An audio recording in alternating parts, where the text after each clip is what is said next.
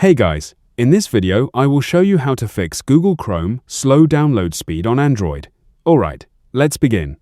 First, open Google Chrome and type chrome://flags in the address bar. Then, open the Chrome flags page.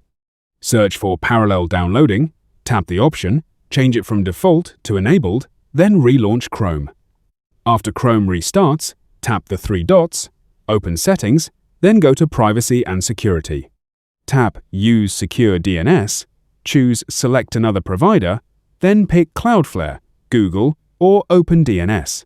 After that, go back and tap Delete Browsing Data.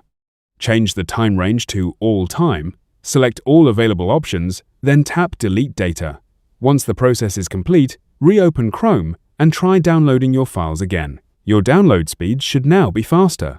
So that's basically how you can fix Google Chrome slow download speed on Android. And that's it for this video. Thanks.